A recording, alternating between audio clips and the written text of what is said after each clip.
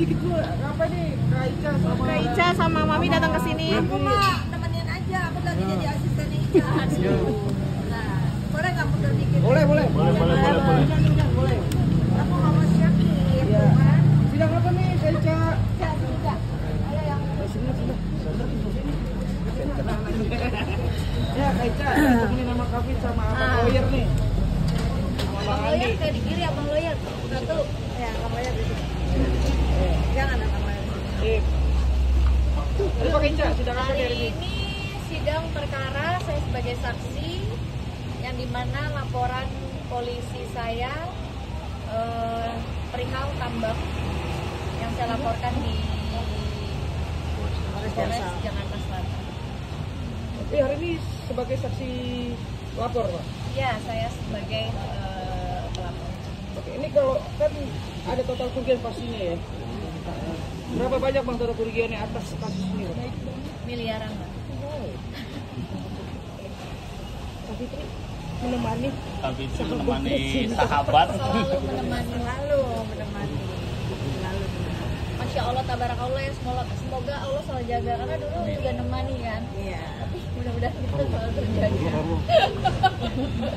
Bang, ini sidang apa ya, Bang? Dugaan penipuan penggelapan. Hari Pasalnya, ini digelar. Hari ini agendanya pemeriksaan saksi yang dihadirkan oleh JPW.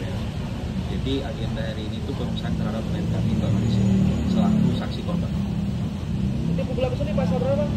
37 dan 38. Kapolnya. Mau sidang dulu kita? Ya. Oke. Jadi cerita sedikit orang Iya, ini boleh. Terlapornya. orang ini nih banyak dilaporkan karena pembelajaran juga ya buat teman-teman yang bidang usahanya di tambang. Banyak sekali seolah-olah banyak permainannya mereka lah, seolah-olah membeli barangnya nanti kadarnya dijatuhkan, sedangkan kami mempunyai barang bukti. Mana barang bukti saya? Ada di meja. Barang bukti saya dengan hasil lab itu semua nama saya semua, hasil labnya karena saya sendiri yang nge-lab. Barang saya dengan kadar tinggi dijatuhkan. Dengan apa? Dengan upaya supaya harganya jadi lebih murah. Nah, begitu nanti harga lebih murah karena di lokasi tambang itu tidak ada CCTV, tidak ada barang bukti yang dimana kalau dia bilang saya baru ngambil 1.000 gitu, ternyata pas saya datang ke lokasi barang saya udah nggak ada. Nah, sedangkan dia sudah bersedia untuk membeli, jadi barang saya kemana? Hal ini sering terjadi penipu-penipu di lokasi tambang. Nah, orang ini nih udah banyak dilaporkan di beberapa laporan polisi. Namun alhamdulillah di laporan polisi saya orang ini bisa ditangkap. Di kasus Kak Ica sendiri sudah berlangsung berapa lama dia melakukan hal ini? Lumayan lama karena orangnya hilang-hilang kan. Orangnya sulit untuk ditemukan. Oh itu ya. Tapi alhamdulillah saat itu diinformasi di Polres Jakarta Selatan, Mbak, orangnya udah kami tahan. Tadi pernah kerja sama di bisnis lain sebelumnya dengan orang ini apa baru di tampilin tambang Baru aja? ini, saya baru di lokasi ini saya berbisnis dengan orang ini dan orang ini beli barang saya. Kalau di tempat lain mungkin barang saya bisa terjual satu tongkang aja mungkin 3,9 sampai 4,5 miliar gitu, tergantung kadarnya. Berarti ini bisnis batubara ya, tambang batubara ya? Nikel. Oh, nikel. Oke, kerugiannya berapa waktu itu? Kalau dengan yang ini miliaran, cuma pastinya miliaran, cuma harusnya kerugian saya sekitar 3 sampai 4,5 miliar. Tapi mungkin untuk awalnya sendiri kenapa bisa dipercaya? Dia sudah saya anggap seperti om saya sendiri, saya panggilnya Daeng kan. Tapi ternyata orang dekat juga tidak bisa dipercaya juga. Pernah nagih langsung Kak Ica mungkin? Oh, Terus sudah. apa alka jawabannya? Sudah.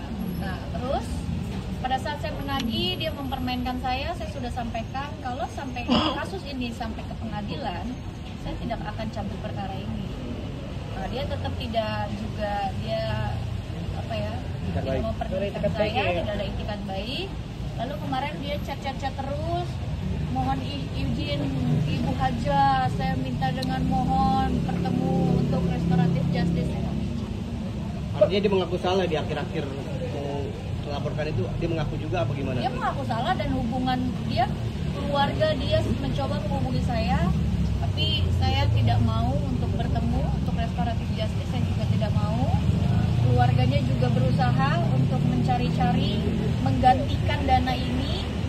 Saya juga nggak mau, saya udah bilang kalau saya udah putuskan Anda sampai di pengadilan, saya nggak akan cabut perkara ini. Nah, setelah ini ya mungkin kita selesaikan aja di perdata. Karena kerugian saya udah bertahun-tahun kan. Terakhir, orangnya saat ini sudah ditahan atau Sudah ditahan di dalam. Oh, tahan ya. Berarti menutup pintu damai ya, Kak Ica ya? Gimana? Menutup pintu damai ya, udah nggak ada Ya. macam lagi ya? Ya. Kak Fitri, ini menemani nggak kapok nih Kak, nemani teman nanti Masya Allah, gitu. tabarakallah. Jangan jadi ayam. Pokoknya Masya Allah, tabarakallah tuh biar gak jadi ayam. Gimana tuh Kak? Adem ya sidang hari ini. Ada hujan. Kondusif ya, kondusif. Ya, kondusif, hati tenang. Ya, kalian juga tertib, adem ya. Semoga berteman terus ya Kak. Amin ya Allah. Amin. Amin. Doain yang baik-baik ya. Iya. Sidang dulu ya. Oke. Silakan dari penuntut umum untuk tanya terlebih dahulu. Baik, terima kasih majelis. Tadi saudara saksi sudah menerangkan kenal dengan terdakwa ya. Kenal dalam rangka apa ya? Bisnis, Pak. Bisnis. Di mana bisnisnya? Di Konawe Selatan. Di Konawe Selatan. Bisnis apa itu? Yang terdakwa? Tambang nikel. Tambang nikel ya. Nah, di area pertambangan nikel itu apakah di dalam suatu area perusahaan atau di kawasan-kawasan yang belum ada area perusahaan? Saya pastikan area yang saya menambang itu di area perusahaan yang sudah ada izin dan sudah ada RKAB. Ya, ada ini ya. Kemudian perkenalan itu dengan terdakwa itu apakah sama-sama sebagai penambang atau bagaimana? Perkenalan saya pada saat itu sama-sama di lokasi, beliau juga menambang, saya juga menambang. Cara saudara menambang nikel itu bagaimana caranya? Apakah saudara langsung turun dengan anggota saudara menambang atau saudara ada kerjasama dengan pihak lain? Saya bekerja sama dengan pihak lain yang mendapatkan lokasi untuk joint operasional atau lainnya JO. Setelah itu saya lah yang menginvest kontraktor tersebut. Siapa nama kontraktor itu? Yang saudara join dengan Haji Ali. Haji Ari.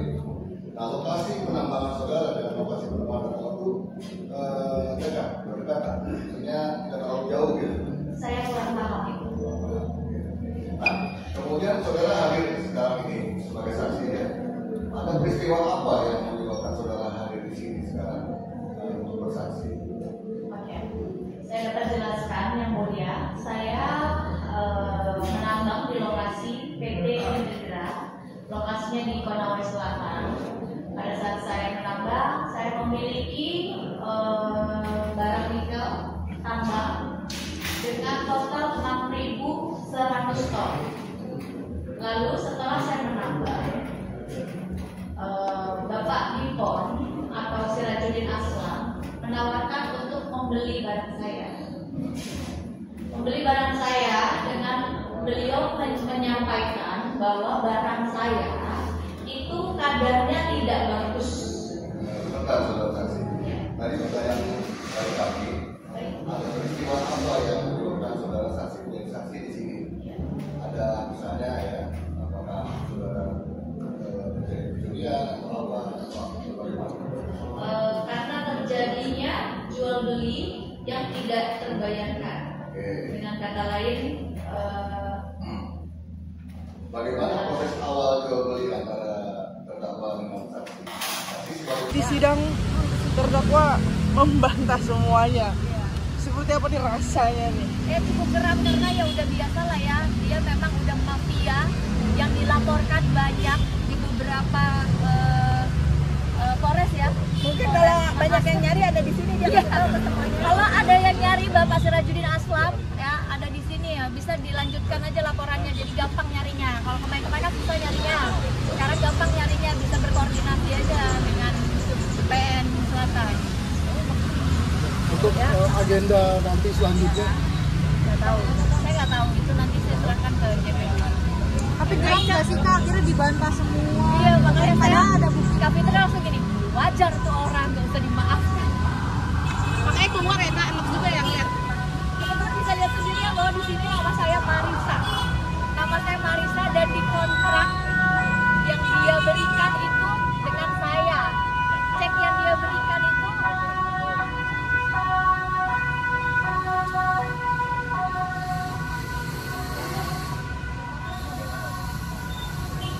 Oke teman. Oke Kak, tadi cek yang dia berikan itu untuk perusahaan saya gitu, tapi dia bantah itu bukan barang saya.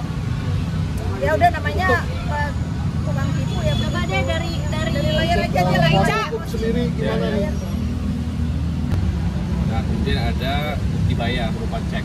Ternyata pas waktu pencairan cek ternyata isinya kosong. Kita sudah jelas penipuan. Jadi sudah jelas menurut kami bahwa terdakwa ini keterangannya bohong. Untuk tambang sendiri sekarang dikuasai oleh siapa? Saat ini kan tambang ini kan kerjasama. Jadi kan yang dimiliki oleh Marisa adalah barangnya, hasil tambangnya. Karena kita join operasional. Ya, gitu. Jadi pemiliknya adalah orang lain gitu ya. Ini kan yang dijual kan bukan tambangnya ya, isinya ini adalah barang yang sudah diproduksi dari sebuah tambang gitu. Dengan jumlah 6.100 metrik ton. Kak Ica mungkin tadi akhirnya ketemu sama tersangkanya ini, gimana sih Kak mungkin? Ya saya pikir kan dia sudah berubah gitu ya, menjadi lebih baik. Ternyata dia bantah semua. Udah teman-teman, Jelas-jelas sudah ada cek kosong. Dan juga ada kontrak kerjasama yang tadi dilihat bersama. Dan juga ada Bayar yang bodong ya. bukti bayar yang bodong.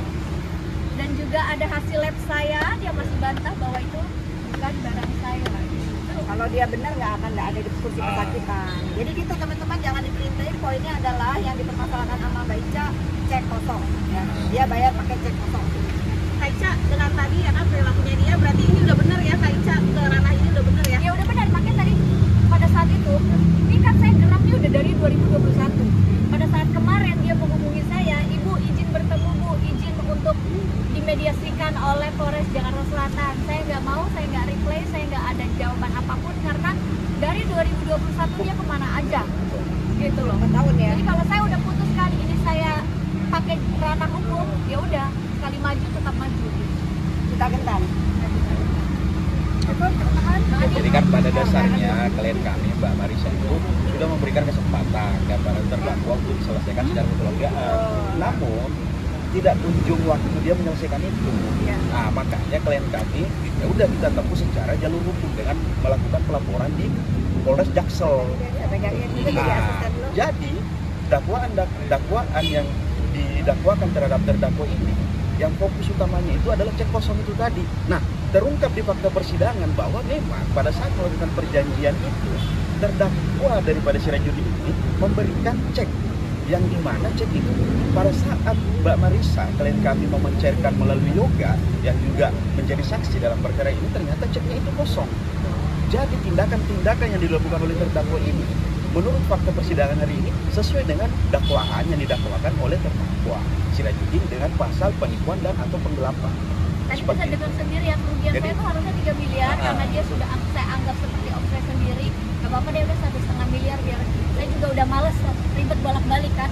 Karena saya percaya apa yang dia sampaikan, walaupun saya punya jelas bukti bahwa barang saya ini kadarnya bagus, tapi dia bilang nggak bisa, Dinda, ini barang Dinda jelek. Ya udah Dinda, udah ambil aja deh gitu. Saya nggak mau ribet, udah saya kasih harga setengah, dia pun nggak bayar gitu. Jadi kita tidak memperdebatkan lagi terkait kadar biji nikel itu menurutnya bagus apa enggak. Yang kita permasalahkan di sini. Udah cek kosong. Kamu memberikan cek kosong. Pokoknya itu cek Iya kan? kosong, Udah pidana. cek kosong ya. Itu dia. Yang cari Sirajudin ada di Jaksel. Kami Tri sedikit dong, terakhir Apa? Dukungannya selalu membela yang benar. Ini bukan lagi benar, di atasnya benar, dia ditipu ya. Karena Dia kebenaran akan ditipu, menemukan jalannya ya. menemukan jalannya. Jadi kalian jangan pelintir barang punya siapa, tambang punya siapa. Dia sudah melakukan kesepakatan membeli barangnya Ica dengan cek kosong. Jadi cek kosong ya teman-teman. Yang dikasih cek kosong sama Sirajudin, kerja dari sini. Oke.